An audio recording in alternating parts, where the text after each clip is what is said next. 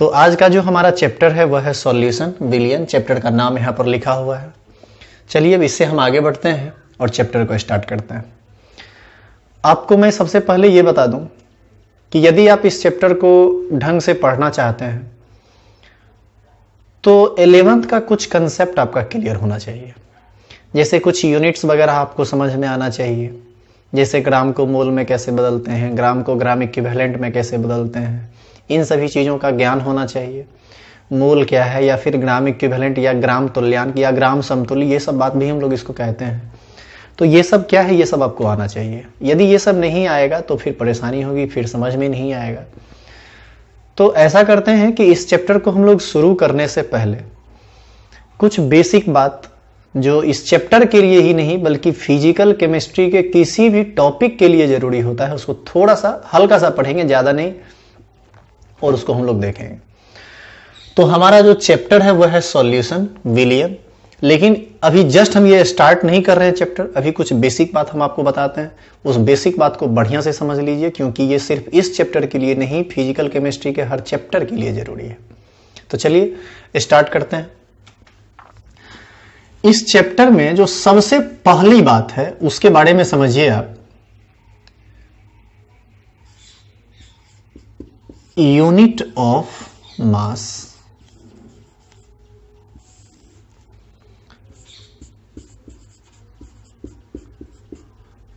द्रव्यमान का मात्रक।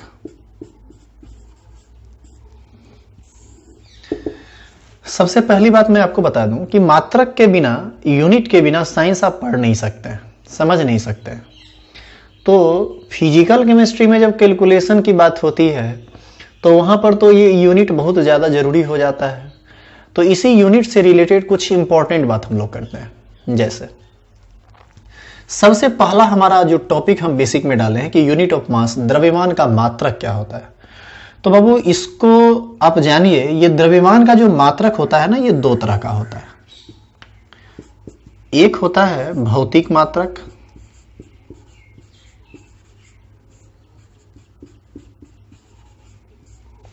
और दूसरा होता है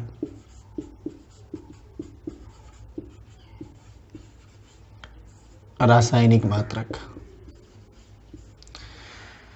भौतिक मात्रक को हम लोग बोलते हैं फिजिकल यूनिट और रासायनिक मात्रक को इंग्लिश में हम लोग बोलेंगे केमिकल यूनिट।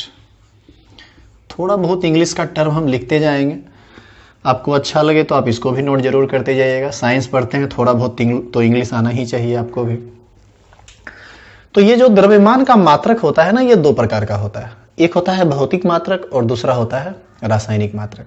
अब आप ये समझ लें कि ये भौतिक मात्रक क्या होता है और रासायनिक मात्रक क्या होता है। कहते किसको है भौतिक मात्रक? देखिए, हम लोग अपने डेली लाइफ में कुछ मात्रक का यूज करते हैं, जैसे केजी का, ग्राम का, लीटर का, मिलीलीटर का। इन सभी चीज़ों का हम यूज अपने डेली लाइफ में करते हैं। जैसे आप दुकान जाते हैं, चीनी खरीदना होता है तो कहते हैं कि 2 केजी चीनी दीजिए और समथिंग लाइक दैट। तो इस तरह से दूध खरीदने गए तो 2 लीटर दूध दीजिए। तो ये जो लीटर बोल रहे हैं आप, किलोग्राम बोल रहे हैं, मान लीजिए 2 केजी चीनी मांगे तो किलोग्राम बोल रहे हैं, या आधा केजी चीनी दीजिए या 500 ग्राम चीनी दीजिए। तो आप जो 500 ग्राम, ग्राम यहाँ पर यूनिट है, 2 केजी चीनी दीजिए, केजी यूनिट है, 5 लीटर दूध दीजिए, लीटर यूनिट है। तो आप अपने डेली लाइफ में इस तरह के यूनिट का यूज करते हैं।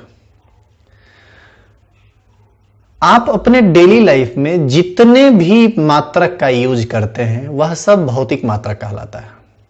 और फिजिक्स में जितना यूनिट का आप यूज करते हैं वह सब भी भौतिक मात्रक के अंतर्गत आता है। यानी आपसे यदि कोई पूछे कि भौतिक मात्रक से आप क्या समझते हैं, किसी भी चीज के भौतिक मात्रक से आप क्या समझते हैं, तो आप आराम से कह सकते हैं कि भौतिक मात्रक वह मात्रक होता है जिसका उपयोग हम अपने दैनिक जिंदगी में करते हैं, या फिर जिस मात्रक का उपयोग भौतिक शास्त्र यानी फिजिक्स में किया जाता है। जैसे यदि हम यहां पर बात कर रहे हैं यूनिट ऑफ मास की, तो किलोग्राम यानी केजी, ग्राम, ये 2 यूनिट बड़ा पॉपुलर यूनिट होता है जिसका यूज हम लोग करते हैं। क्विंटल का भी यूज करते हैं, मन, टन, मीट्रिक टन, इस सब तरह का भी यूज करते हैं, लेकिन जनरली हम लोग इसका यूज बहुत ज्यादा करते हैं। तो किलोग्राम और ग्राम ये भौतिक मात्रक कहलाएगा द्रव्यमान का। और द्रव्यमान का रासायनिक मात्रक भी होता है, एक होता है इसमें मोल, यदि हिंदी में मैं लिखूं तो मोल, और दूसरा होता है ग्राम तुल्यांक। इंग्लिश में हम लोग इसको मोल कहते हैं, और इसको ग्राम इक्विवेलेंट बोला जाता है।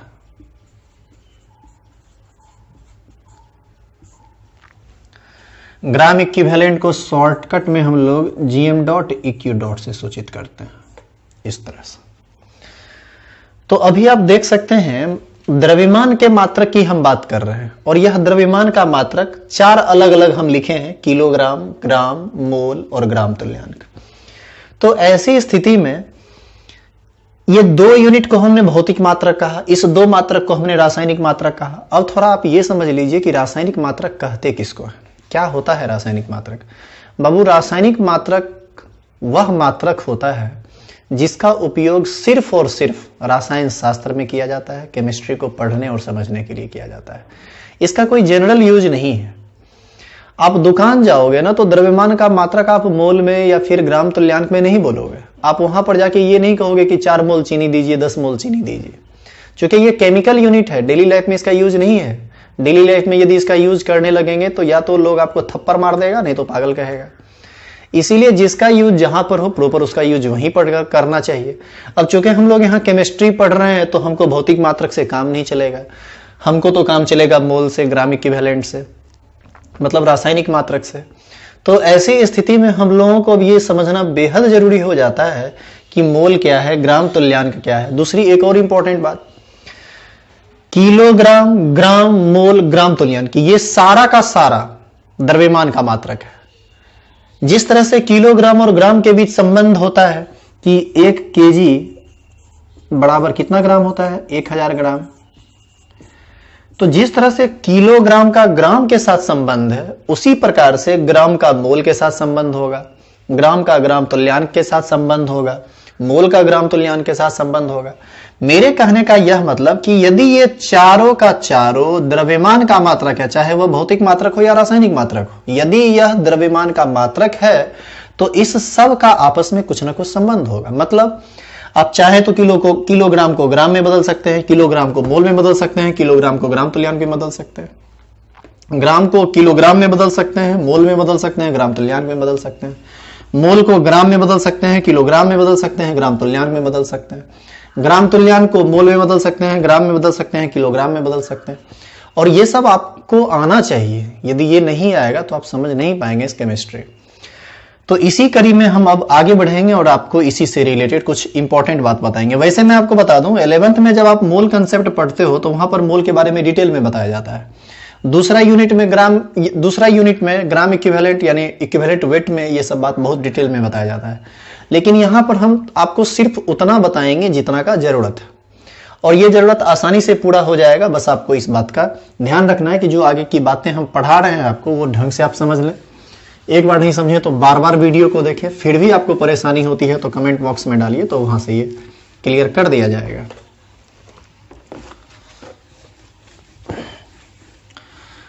तो अभी हमने क्या पढ़ा, भौतिक मात्रक और रासायनिक मात्रक। भौतिक मात्रक किसको कहेंगे, उस सभी मात्रक को हम भौतिक मात्रक कहेंगे जिसका उपयोग हम अपने दैनिक जिंदगी में करते हैं, दैनिक जीवन में करते हैं, या फिर फिजिक्स में करते हैं यानी भौतिक शास्त्र में करते हैं। और रासायनिक मात्रक किसको कहेंगे, रासायनिक मात्रक वह हर एक मात्रक है जिसका उपयोग हम लोग सिर्फ और सिर्फ रसायन शास्त्र में करते हैं, केमिस्ट्री पढ़ने के लिए करते हैं, केमिस्ट्री समझने के लिए करते हैं। तो चलिए अब एक दूसरे के साथ इसके संबंध को जानना बेहद जरूरी है।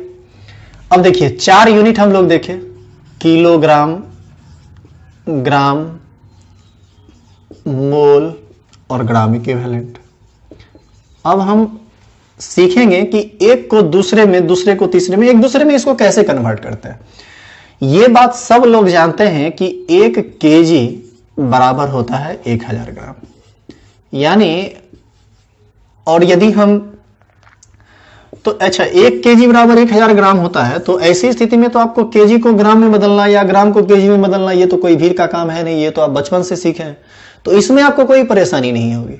परेशानी जनरली यहां होता है मोल में बदलने में, ग्राम इक्विवेलेंट में बदलने में, तो यहां परेशानी होगी। तो इसमें परेशान होने की बात नहीं है। परेशान इसलिए नहीं होंगे क्योंकि एक बार यदि आप सीख लोगे ना तो ये बहुत भारी बात नहीं है, बहुत ही आसानी से क्लियर हो जाता है। तो चलिए हम आपको अब बताएंगे कि ग्राम को आप मोल में कैसे बदलेंगे।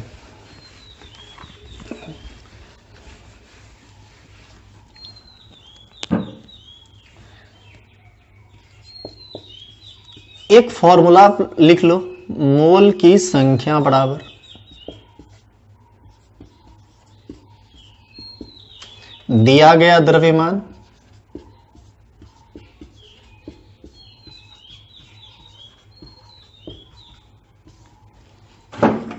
बाय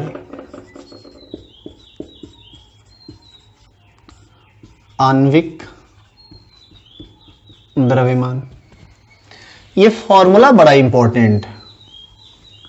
शॉर्टकट में इसको यदि आप लिखना चाहो तो आप ऐसे लिख लेना, ये मोल बराबर होता है वेट बाय मॉलिक्यूलर वेट। ध्यान रहे ये वेट आपको हमेशा ग्राम में रखना है, मतलब यहां पर जो दिया गया जो द्रव्यमान है ये द्रव्यमान किस में होना चाहिए, ग्राम में होना चाहिए। शॉर्टकट में आप इस तरह से इस फॉर्मूला को रखते हैं, number of moles is equal to weight by molecular weight. अब आप इसका मतलब नहीं समझे, अब आपको हम एक छोटा सा एग्जांपल से समझाते हैं कि इसका क्या मतलब है। जैसे आपसे कोई क्वेश्चन पूछे कि 50 ग्राम CaCO3 ये कितना मोल होगा, यानी CaCO3 का द्रव्यमान दिया गया है 50 ग्राम और आपको इसको बदलना किस में है, मोल में, यानी आपसे मोल की संख्या पूछी जा रही है और इस पदार्थ का द्रव्यमान दिया गया है, यानी दिया गया द्रव्यमान, पदार्थ का जो द्रव्यमान दिया गया है वो कितना दिया गया है, 50 ग्राम।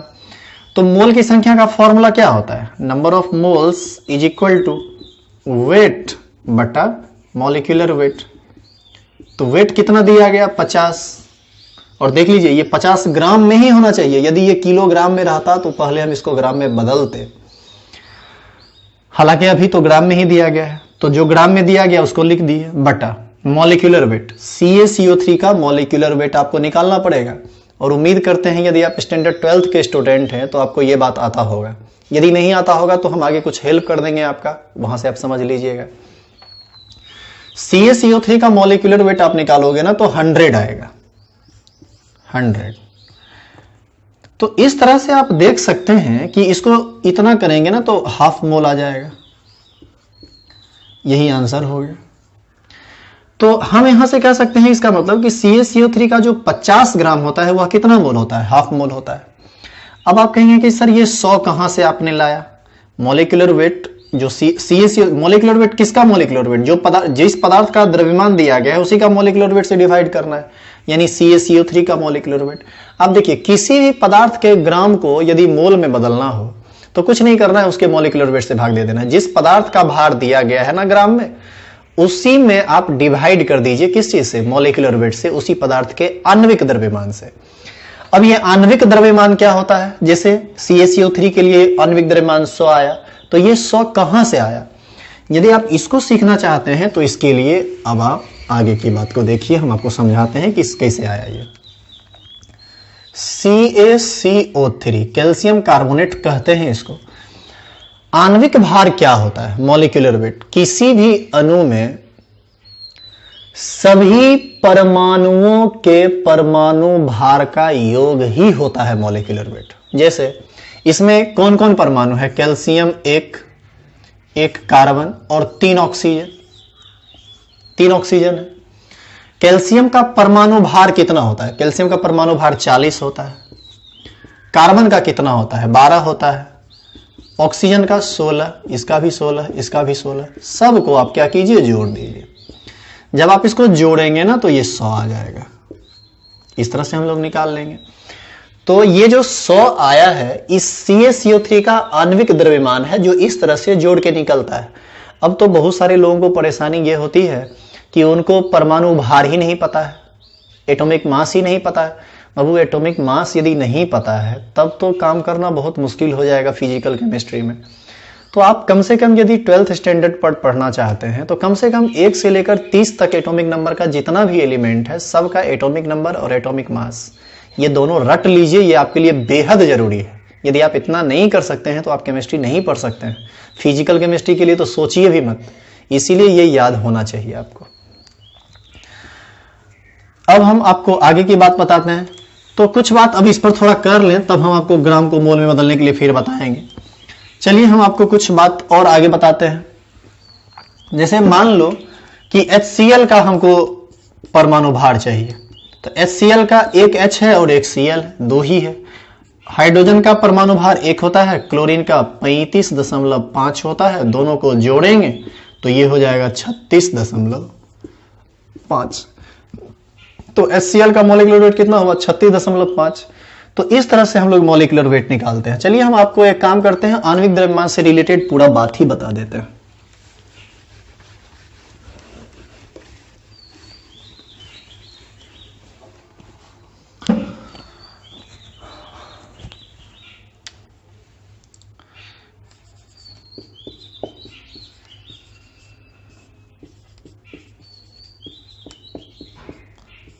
आणविक द्रव्यमान, इंग्लिश में इसको हम लोग बोलते हैं मॉलिक्यूलर वेट, और शॉर्टली इसको हम लोग इस तरह से इंडिकेट करते हैं, इस तरह से।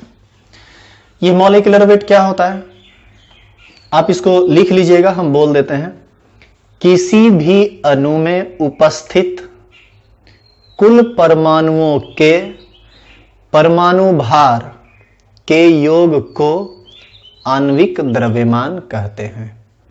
या वीडियो पॉज करके लिख लीजिएगा। तो चलिए लिख ही देते हैं हम।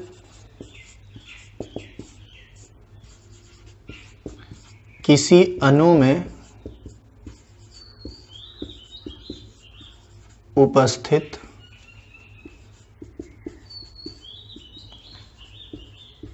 सभी परमाणुओं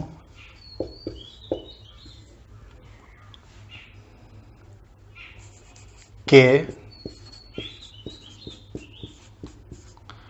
परमाणु भार के योग को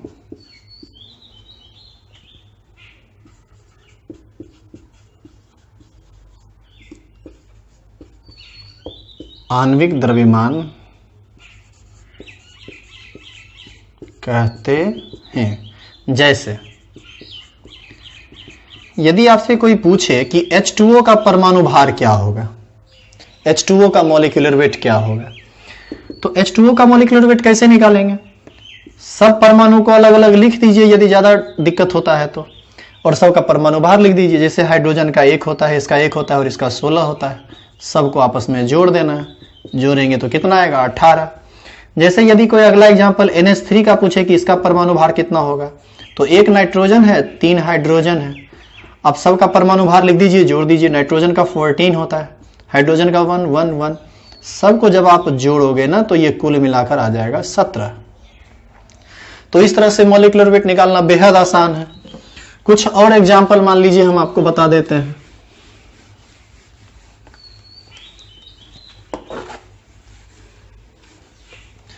जैसे मान लो H2SO4 का यदि आपसे पूछे, तो H2SO4 में हाइड्रोजन 2 है, सल्फर 1 है और ऑक्सीजन कितना है? 4। अभी आप शुरू में सीख रहे हैं इसलिए इतना तोड़ तोड़ के हम बता रहे हैं। धीरे धीरे आप डायरेक्ट इसको लिख लोगे। हाइड्रोजन का परमाणु भार 1, इसका 1, सल्फर का कितना होता है? 32, ऑक्सीजन का 16 16 16 16। ये सारा परमाणु भार हम लिख रहे हैं, और जब आप सबको जोड़ोगे ना तो ये जुड़ के 98 आ जाएगा आपको। ये 98 हो गया। अभी तुरंत हम आपको CaCO3 का बताए थे, CaCO3। तो अब आपको बार बार इतना लिखने का जरूरत नहीं है, आप इसको बेहद आसानी से आराम से लिख सकते हैं। मतलब इतना लिखने का जरूरत नहीं। देखिए कैसे, आप डायरेक्ट लिख दीजिए, कैल्शियम का परमाणु भार 40 होता है, एक कैल्शियम है तो 40 प्लस, कार्बन का 12 होता है, 12 प्लस, ऑक्सीजन का 16 होता है, 16 होता है, लेकिन यहां पर 3 ऑक्सीजन है, एक ऑक्सीजन नहीं है, 3 ऑक्सीजन है, तो 16 इंटू 3 करेंगे, 16 इंटू 3 करेंगे तो कितना होगा 48, और जब आप इसको जोड़ोगे तो 100 आ जाएगा। इस प्रकार मॉलिक्यूलर वेट बेहद आसानी से निकल जाता है। जैसे HNO3, यदि आप इसको लिखेंगे तो कैसे लिखेंगे, हाइड्रोजन का 1 प्लस नाइट्रोजन का कितना 14, एटॉमिक मास नाइट्रोजन का 14 होता है, एक ऑक्सीजन का 16 तो 3 ऑक्सीजन का 48, जब आप इसको जोड़ोगे तो यह आ जाएगा 63। तो बेहद आसान है। इसी प्रकार यदि आप H3PO4 का जोड़ोगे तो जोड़ के खुद से निकाल लेना, इसका भी आपको 98 आएगा। तो ये निकालना कतई मुश्किल नहीं है, बहुत आसान काम है, आप कर सकते हैं। लेकिन ये आसान तब है जब आपको एटॉमिक नंबर और एटॉमिक मास का पूर्ण ज्ञान हो। यदि एटॉमिक नंबर एटॉमिक मास आप नहीं जानते हैं तब आपसे ये नहीं बनेगा। तो इस चीज को निकालने में आगे कठिनाई नहीं हो, इसलिए आप कम से कम 1 से लेकर 30 तक एटॉमिक नंबर और एटॉमिक मास लिख लीजिए, और जब कभी जरूरत पड़े तो उसको आप जरूर देख लीजिए, वहां से आपको हेल्प मिल जाएगा। तो हम एक टेबल बना देते हैं, आप इसको जरूर उतार लेना, ये आपके लिए बहुत इंपॉर्टेंट होगा। ऐसे उम्मीद करते हैं आपको याद होगा ये सब चीज। जैसे इधर हम लोग लिखते हैं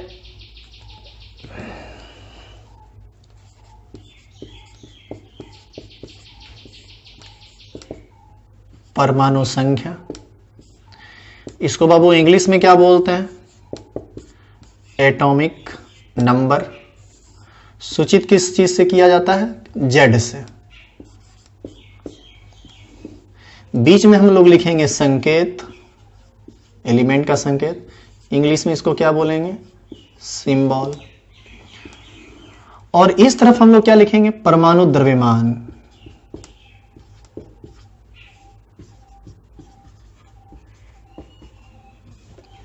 इंग्लिश में हम लोग इसको क्या बोलते हैं, एटॉमिक मास, और डिनोट किया जाता है बाबू ये A से।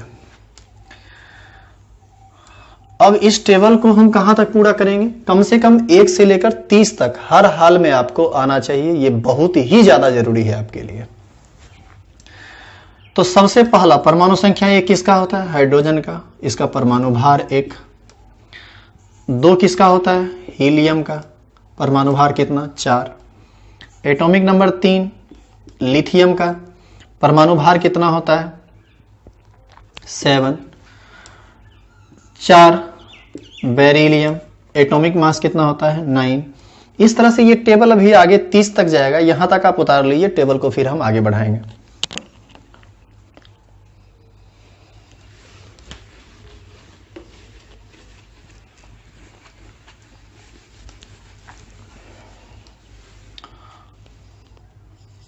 पाँच, 6, 7, 8, 9, 10। 5 किसका होता है, बोरोन का, एटॉमिक मास 11। कार्बन का 6, 12। नाइट्रोजन 7, 14। ऑक्सीजन 8, 16। फ्लोरीन 9, 19 और नियन 10, 20। इस तरह से ये एटॉमिक नंबर 10 तक हो गया। अब हम लोग यहां से आगे बढ़ते हैं।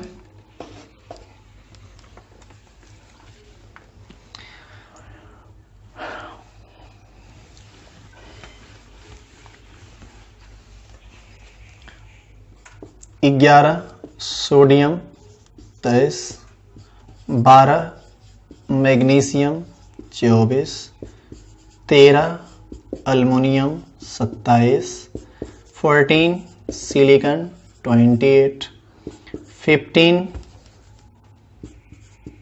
Phosphorus, 31, 16 sulphur, 32। याद रहे, बाएं साइड वाला एटॉमिक नंबर है और दाएं साइड वाला एटॉमिक मास है। अभी जो हम जोड़ने वाला काम कर रहे थे वह एटॉमिक मास के जोड़ने का काम कर रहे थे, एटॉमिक नंबर के नहीं। जब इसकी जरूरत पड़ेगी तो उसको देखेंगे। 17 क्लोरीन का, ये 35.5 होता है। ध्यान रहे, सिंबल में हमेशा फर्स्ट लेटर कैपिटल होता है और सेकेंड लेटर स्मॉल होता है। 1 लेटर का यदि सिंबल है तो वो हमेशा कैपिटल होता है। इसी प्रकार 18 ऑर्गन, इसका होता है 40।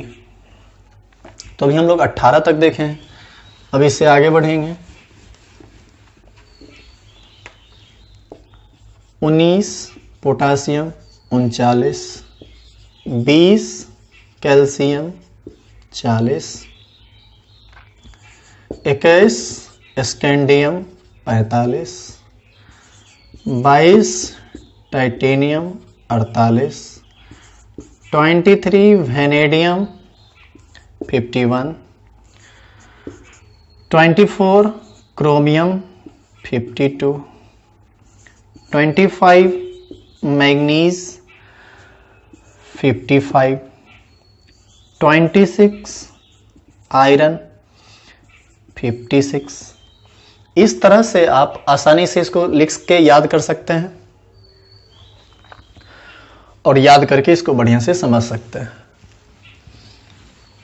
इस टेबल को जरूर